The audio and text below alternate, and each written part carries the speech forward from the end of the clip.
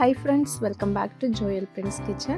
இன்னைக்கு வீடியோவில் வந்து நம்ம மரவள்ளி கிழங்கு வச்சு நல்ல ஒரு கறி ரெசிபி தான் பண்ண போகிறோம்.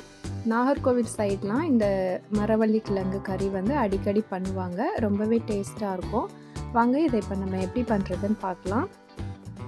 இப்போ மரவள்ளி கிழங்கு கறி பண்ணுறதுக்காக நான் வந்து 2 துண்டு கிழங்கு எடுத்திருக்கேன். இதை வந்து நம்ம இது மாதிரி சின்ன சின்னதாக கட் பண்ணி எடுத்துட்டு இது மேலே இருக்க தோலை வந்து இது மாதிரி நம்ம உரித்து எடுத்துக்கலாம். எடுத்துட்டு இதை வந்து நம்ம ஒரு பாத்திரத்தில் சேர்த்துக்கணும். இப்போ இந்த கிழங்கை வந்து ஒரு 2லேருந்து 3 வாட்டி நம்ம வந்து நல்லா கழுகி எடுத்துக்கலாம்.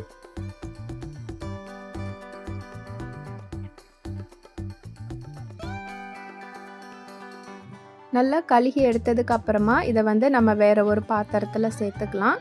சேர்த்துட்டு இப்போ இதில் வந்து நம்ம அந்த கிழங்கு மூழ்கிற அளவுக்கு நம்ம தண்ணி சேர்த்துக்கணும். தண்ணி சேர்த்துட்டு கிழங்கை வந்து இப்போ நல்லா வேக வச்சு எடுத்துக்கலாம். ஒரு சில கிழங்கு பார்த்தீங்கன்னா சீக்கிரமே வெந்து வந்துடும். ஒரு சில கிழங்கு வந்து கொஞ்சம் டைம் எடுக்கும். நீங்கள் அதுக்கு ஏற்ற மாதிரி பார்த்து கிழங்கை வந்து நல்லா வேக வச்சு எடுத்துக்கோங்க. இப்போ இந்த கிழங்கு வந்து நல்லா கொதிச்சிடுச்சு.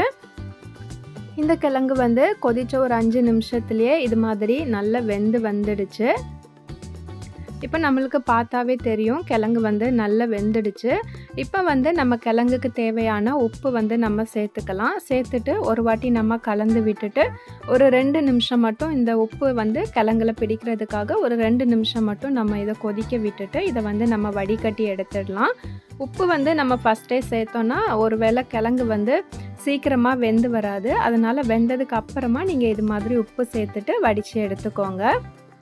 இப்போ இந்த கிழங்கு கறி பண்ணுறதுக்காக நம்ம வந்து மசாலா அரைச்சி எடுத்துக்கலாம். ஒரு மிக்ஸி ஜாரில் வந்து 1/2 கப் அளவுக்கு துருவன தேங்காய் சேர்த்துக்கலாம். இது கூடவே ஒரு 2 பல் பூண்டு சேர்த்துக்கலாம். கூடவே ஒரு 1/2 ஸ்பூன் அளவுக்கு ஜீரகம் சேர்த்துக்கலாம். இது கூடவே ஒரு சின்ன துண்டு புளி சேர்த்துக்கலாம். இப்போ காரத்துக்கு தேவையான மிளகாய் தூள் சேர்த்துக்கலாம். உங்களுக்கு வந்து காரத்துக்கு ஏற்ற மாதிரி நீங்கள் பார்த்து மிளகாய் தூள் சேர்த்துக்கோங்க. இப்போ இது கூடவே கொஞ்சமாக மஞ்சள் தூள் சேர்த்துக்கலாம். சேர்த்துட்டு இதை வந்து நம்ம கொஞ்சமாக தண்ணி சேர்த்து கொஞ்சம் கொரப்பாக இருக்கிற மாதிரி அரைச்சி எடுத்துக்கணும். இப்போ கறி பண்ணுறதுக்காக ஸ்டவ் ஆன் பண்ணிவிட்டு கடாய் வச்சுக்கலாம். இதில் வந்து ஒரு 1/2 டேபிள் ஸ்பூன் அளவுக்கு எண்ணெய் சேர்த்துக்கலாம். எண்ணெய் வந்து சூடானதும் ஒரு 4 காஞ்ச மிளகாய் சேர்த்து நம்ம நல்லா பொரிய விட்டுடலாம். காஞ்ச மிளகாய் வந்து பொரிஞ்சு வந்ததும் இதில் கொஞ்சமாக கடுகு சேர்த்து நல்லா பொரிய விட்டுடலாம்.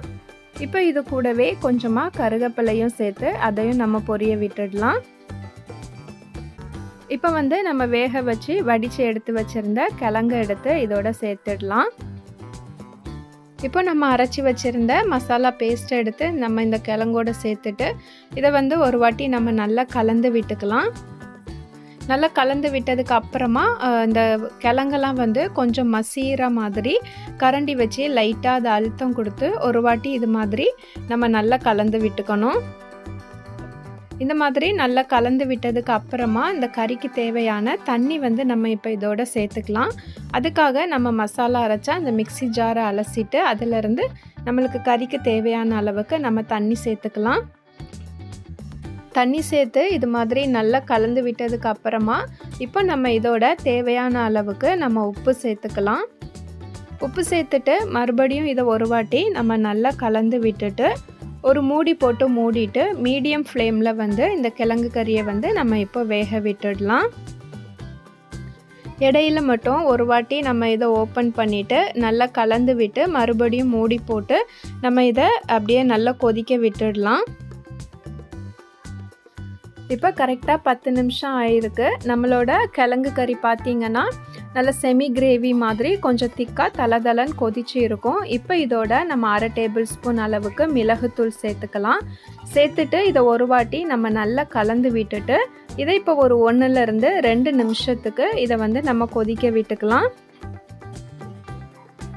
இந்த அளவுக்கு நல்லா கலந்து விட்டு கொதித்ததுக்கு அப்புறமா நம்ம வந்து ஸ்டவ்வை ஆஃப் பண்ணிவிட்டு நம்மளோட கிழங்கு கறியை வந்து இறக்கிடலாம்.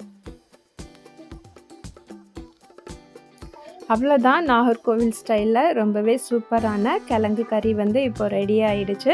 நீங்களும் இதை ட்ரை பண்ணி பார்த்துட்டு எப்படி வந்துச்சுன்னு சொல்லுங்கள். இது வந்து நம்ம ரைஸோடலாம் போட்டு சாப்பிட்றதுக்கு ரொம்பவே நல்லாயிருக்கும். நீங்களும் இதை ட்ரை பண்ணி பாருங்கள். ட்ரை பண்ணி பார்த்துட்டு எப்படி வந்துச்சுன்னு கமெண்ட்டில் சொல்லுங்கள். வீடியோ உங்களுக்கு பிடிச்சிருந்துச்சுன்னா லைக் பண்ணிவிட்டு ஷேர் பண்ணுங்கள். மறக்காமல் நம்ம வீடியோவுக்கு ஹைப் கொடுங்க. புதுசாக யாராச்சும் நம்ம சேனலை பார்க்குறீங்கன்னா ப்ளீஸ் சப்ஸ்கிரைப் பண்ணிவிட்டு பக்கத்தில் இருக்க பெல் ஐக்கானை கிளிக் பண்ணி சப்போர்ட் பண்ணுங்கள்.